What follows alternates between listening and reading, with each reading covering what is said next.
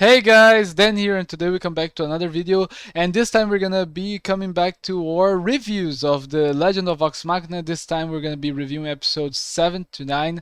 The we're almost on the end of the first season. Next week will be the last three episodes, I believe. And guys, these three episodes that came out today, they were the most action-packed of the last six episodes. Really, the scale of the battles, the number of people that died, the people that fought, the animation, the philosophy inside the episode for each character, the relationships. It was one of the biggest arcs, especially the episode 8 and 9, to give a step ahead on those relationships and developments between each character. So, let's start from the beginning. And as always, guys, be sure to remember that this commentary will be filled with spoilers for the Legend of Vox Machina and the original campaign of Vox Machina. So, beware. So episode 7, it picked off where we last left it. Basically, the group it was trying to regroup to try to make a plan to understand of what to do, and this time we're getting on the episode something that we didn't do as much, or in the game, that we got to see more of the actual backstory of characters and also the villains. We start off by showing the Percy's mentor, which was his professor and his sister's professor, and it's showing that he never liked the roles because they would always, as he said, they would pull him down, they would mistreat him, and not see his true potential of his ingenious. And with that, that was the cause and the reason for him to betray the Rolos. And also with that, they rescued Archie on the previous in the previous episode. So now they need to plan a way to be able to retake the castle and to save Percy's sisters, which is alive, which is also with the professor of the first scene of the episode. With that, we come to one of the most funny parts of the Briarwood's arc on the games, which is Scamble, which is the name of the episode 7, which is basically Scanlan going alone into one of the top minions of the Briarwoods. I think he's the Duke, if I'm not mistaken. And for that, he goes, he makes a fuss, he uses spells, he sets the building on fire, he fights everyone, he turns into a Triceratops, which I very much predicted about the scroll that he picked from the Dragon's Lair, and then he used on the previous three episodes before the ones released today, and that was so cool to watch. Meanwhile, the group waited back in the hideout to wait to see if they could see the signal or the fire or something that would signal them to go to the professor's house to try to rescue Cassandra, Percy's sister. And before they went there, we had a really cool moment between all the characters of Percy explaining the creation of his gun, the revenge that he has promised to all of those that killed his family, including the professor, which was also the one that they killed in the previous episode. I don't remember his name, but was the one that was in the prison that died, and also many others, including the Briarwoods. With that, they go ahead and they go and make their way to the professor's house. They get there, it's a trap. A very, very cool moment about Vex trying to open the door to see if he's not trapped, and Grog just smashes in, and it's not every door is a trap. Okay, it's a trap, and then he gets a lot of arrows. Many, many subtle changes between the games and the animation to be able to fit it all in just a 20-ish minutes episodes. But it was very amazingly done. Some scenes that were more ahead, they started to put a little bit before to give them their own time, their setting, and just to make it more simple for all of us to digest. Everything was doing very nicely, and in the same time we see that Pike is going through some ritual, some meditation to try to understand what is blocking her power. And in the episode is showing that the blocking of her power is the blocking that is made from herself, not from Everlight, her deity. And with that, she has to choose which side she wants to go: the path of religion, of true religion, stay in a temple, or go to her friends. But there is no wrong path. There is only the path that you choose. And that was a very good thing that I saw, which we don't get to see much of Pike. I didn't grow as much fond of her in seeing the games as I am watching the Legend of Vox Machina, because we get more time with her. We get to see what she's going through. We get to see her more often, and that's really good. A good point on the series once again is that I'm growing more fond of characters that I didn't got that much attached on the games, like Percival and Pike. And that's a very good thing that they're doing. They're growing the liking of characters that didn't have that much time on the table, or didn't or weren't shown as the way that the players fully intended to. But they go to the professor's house, they kill everyone around, and they ended up finding Cassandra. And for a very, very twist of fate, the professor slashes her throat, tries to kill her. And for a brief moment, I thought she was going to die if not for Kilef. I really thought, and it was a kind of a funny way that she came back to life, or that she was saved by Kilef, and Kilef was freaking out. Oh, okay, you stay there. We're going. Oh, we'll be right back. And with that, Percy goes full no mercy. Percy. They try to fight some animated armors. Grog is charmed. Everyone's charmed. And I was watching this with some friends that every time that we saw some spells or things being used, we point out the spells that were being casted or the spells that were being used that have in D&D.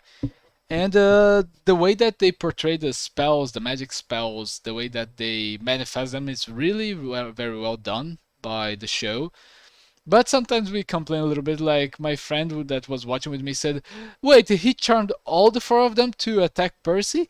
Jesus Christ, how buffed is that? But I think that's a very good point to kind of show the threat levels that a character can have on the D&D world without being attached to to the actual rules per se. But it was a very, very cool fight scene that when in the end Percy gets the upper hand and kills the professor, and gets another name off the list, being again No Mercy Percy using the mask. But something that we see, he abandons the weapon and the mask when he sees that his sister is alive, and Cassandra, his sister, will be the connection for Percy, I believe, to remain Percy, to stay true to himself and not be consumed by all the hatred. They manage to rescue her, and they send a message on the sky by the spell sigil on D&D to show a symbol to rally the people to fight. That was the signal that what they were expecting. And it's very fun that in 30 seconds Keyleth does that, and she decides to give that as a signal, while in the table it took like 10 to 15 minutes for them to discuss what signal, what they were going to do, where and how they were going to do.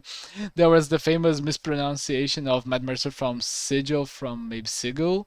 I I don't remember exactly. It's been 2 years since I watched that episode, but it was very, very funny. And with that, we see a little bit of the backstory of Delilah.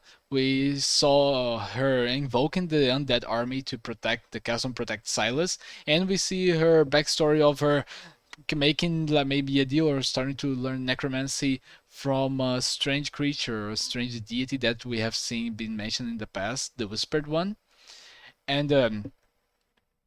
And she goes and does all of that to protect her husband, to save his life. And with that, she makes a pact. She pledges her loyalty to the necromancy to do that. And it was, I think, it's a good way to kind of not make us feel sorry for the characters, but to understand their reasons. I think the better thing, instead of making a villain that is only cruel, is to make a villain that we can understand that the path that they trailed. Many villains like that are the Joker from Joaquin Phoenix, which was amazingly portrayed by him, and also Thanos. Thanos is one of the most relatable villains because people can understand why he's doing that, why he has the vision that he has. And that is such a great way to make us feel attached to an enemy or to make him feel special. And I think that was a very, very high note for the Briarwoods to make us understand what they're doing and why in some sort of manner. But with that, for the last episode, an undead zombie horde is raised, and a massive fight starts around. Everyone, the Vox Machina, the rebellion, they start fight. Percy is asked by Archie, the dwarf friend of his childhood that they saved in the prison, to step up and take the lead. Percy doesn't accept it. Cassandra also doesn't accept it because she was with the Briars for so long as a hostage that people don't trust her. until it all comes to a very, very big fight in the center of the Sun Tree, and people are dying left and right. Archie dies too. It's killed by the Duke, which was a burn, scorched off, and very hurt from Scambos. That was a very, very cool move again. But everyone is on their last hope, and Percy finally takes responsibility and steps up as a leader of Whitestone to rally everyone to fight for their lives and for the town and for the gods and everything.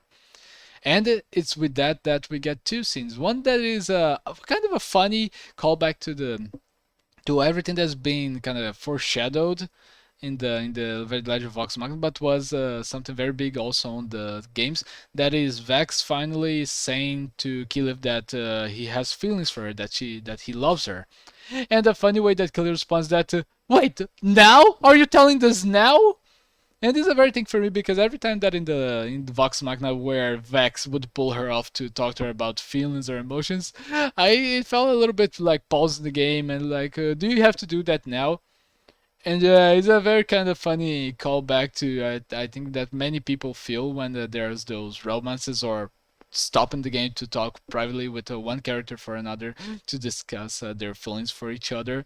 And it was a very funny thing to do, especially with Kayla's reaction.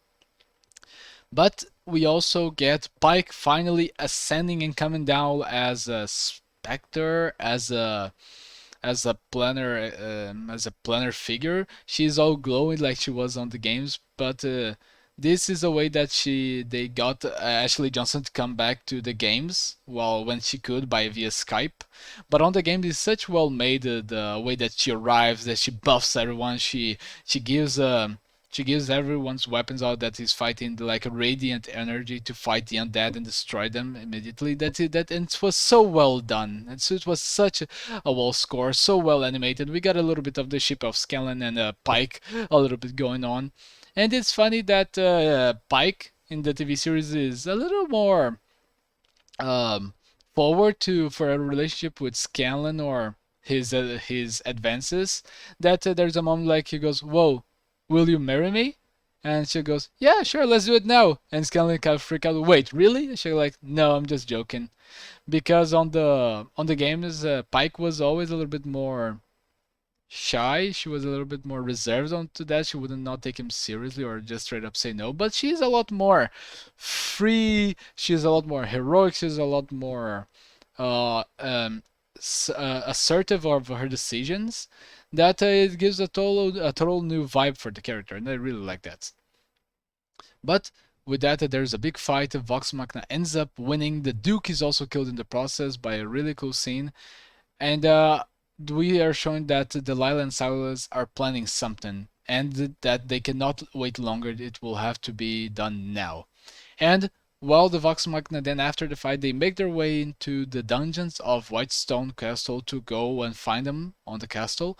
They find a strange figure that we're going to see more on the next episodes, but that we know that it is on Percy's list. And we all have watched the series. Spoilers again. It's Doctor Ripley, and I really want to see if it's gonna be how it's gonna be adapted. I want to see how she's gonna escape because I think that in the future her arc is gonna be shown. I don't think that they're gonna kill her now, but I am very much interested to see where this is going and how are they gonna do it. Well, that was 13 minutes of me talking about the story of Vox Machina, my thoughts, and how I liked and what I didn't like it as much. But as always, a really, really great episode. I don't think this 3 episodes was as strong as it was the first 3 episodes of The Legend of Vox Machina, but I think the entire arch of episode 4 of 6 is going well, is staying on a high note. Maybe out of 5, maybe a 4, when the first 3 episodes were a 5. But I want to see. I want to see this ending. They're probably gonna finish the Briarwoods arc in the next 3 episodes. We're gonna see the Ziggurat. We're gonna see many things, and I really like the episode. And if you guys can, I would like to know your thoughts on the future of the Legend of Vox Machina, and what do you think about the series, or if you guys have any recommendations for videos or reactions that I could do. Okay. So, guys, thank you for coming to another video. If you can, please leave a like, a comment, subscribe, ring the bell to never miss a video again. Share the video to your grandma because if your grandma likes The Legend of Vox Machina, she has my respect. And if you can, please be sure to have a very good day and an even better new year. And I hope to see you all on the next video, okay? Bye!